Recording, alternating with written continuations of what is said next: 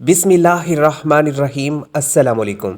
3 किस्तें एक साथ देने का हुकूमत ने फ़ैसला कर लिया। 8-1-7-1 से बड़ी खुशखबरी आ गई। बच्चों के तालीमी वज़ाइफ़ की अदायगी का मरहला भी शुरू कर दिया गया। बच्चों के तालीमी वज़ाइफ़ कब अदा किए जाएंगे, इसके हवाले से बात करेंगे। और 3 किस्तें किन लोगों को मिलने जा रही है और कब दी जाएगी, हुकूमत की तरफ से तारीख दे दी गई। और इसके साथ ही आपको बताते चले 2 किस्म के ऐसे घराने जिनको अब जनवरी से पैसे नहीं मिलेंगे, उनके पैसे मुकम्मल तौर पे बंद हो जाएंगे और उनको बेनज़ीर इनकम सपोर्ट प्रोग्राम से 2 साल बाहर रखा जाएगा। तो इस लिस्ट में कौन से घराने शामिल हैं उनका भी जिक्र किया जाएगा। उम्मीद करते हैं कि आपको ये वीडियो पसंद आएगी और आप लोगों के लिए बहुत ज़्यादा हेल्पफुल साबित होगी।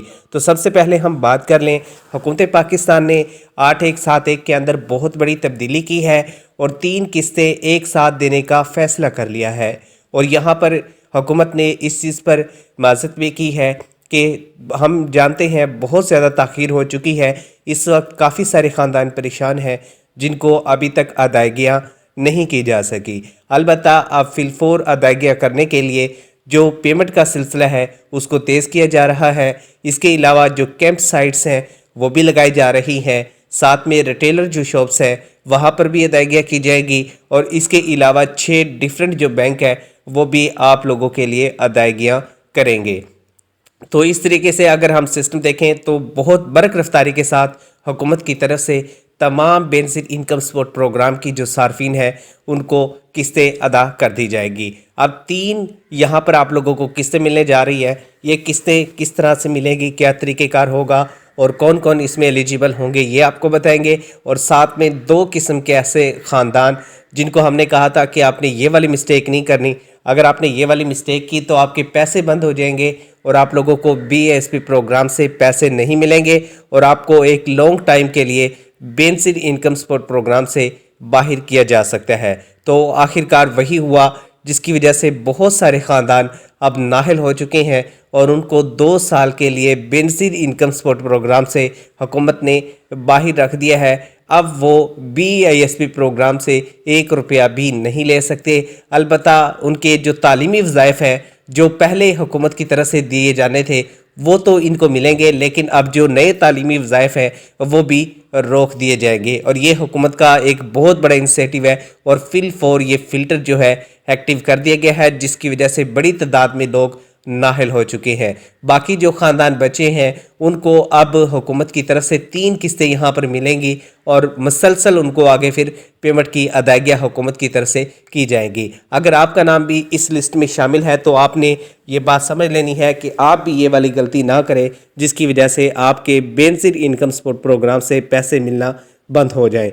वज़ीर-ए-आज़म पाकिस्तान की जानिब से, शहबाज शरीफ की जानिब से यहाँ पर ये प्रोग्राम मुल्क भर में शुरू कर दिया गया है और इस पर इम्प्लीमेंट भी किया जा रहा है। पहले फ़ेज़ की अदायगियाँ की गई, फिर दूसरे फ़ेज़ की अदायगियाँ की गई, अब तीसरा जो फ़ेज़ है वो भी चल रहा है। और इसके अंदर हुकूमत की तरफ से जो अदायगियाँ की जा रही हैं ये पुरानी अदायगियाँ हैं। अभी नई जो किस्त है वो आपको नहीं मिलने वाली।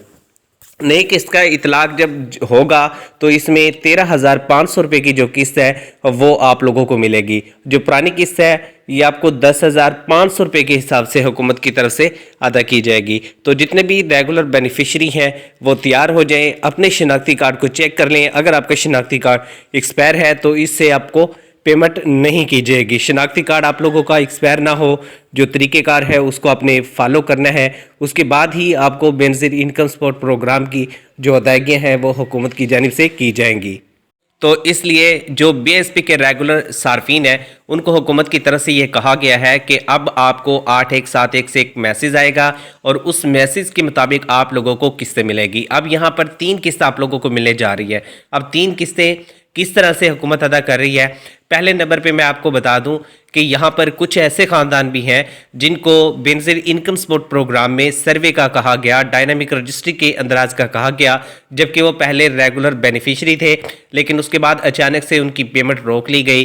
तो जिन लोगों की यहाँ पर 2 समाही की किस्त रुकी हुई है उनको हुकूमत की तरफ से 2 किस्तें ये दी जाएंगी और इसके साथ जो तीसरी किस्त है वो जनवरी के अंदर मिलेगी। तो इस तरह से हुकूमत 3 किस्तें उनको प्रोवाइड करेगी। اور اس کے ساتھ ہی ایسے خاندان جنہوں نے یہاں پر قسطیں وصول کر لی تھی اور جن کی اب موجودہ جو قسط ہے وہ رہ گئی تھی، اور اس کے بعد حکومت نے کہا تھا کہ آپ کا جو ڈائنامک رجسٹری اس میں اندراج ہو چکا ہے اور پیسے ان کو نہیں ملے تھے، تو ان کو حکومت کی طرف سے اب 2 قسطیں یہاں پر ملے گی، اور جن کی پہلے والی قسط مل گئی تھی اور اس کے بعد انہوں نے ڈائنامک رجسٹری میں اندراج کروایا، ان کو حکومت پاکستان کی طرف سے ایک قسط تو یہ موجودہ ملے گی جو کہ اکتوبر، نومبر اور دسمبر کی ہے، اور اس کے بعد جو اگلی قسط ہے وہ ان کو نشو نما پروگرام میں دی جائے گی جو کہ 3000 پر مشتمل ہے، اور نشو نما کی جو قسطیں ہیں وہ آپ لوگوں کو 2 ادا کی جائیں گی۔ یہاں پہ کافی ساری بینیفیشری ہے جن کی نشو نما کی جو پیمنٹ ہے وہ حکومت نے نہیں دی تھی، کیونکہ حکومت نے ڈائنامک رجسٹری میں اندراج کا کہا تھا۔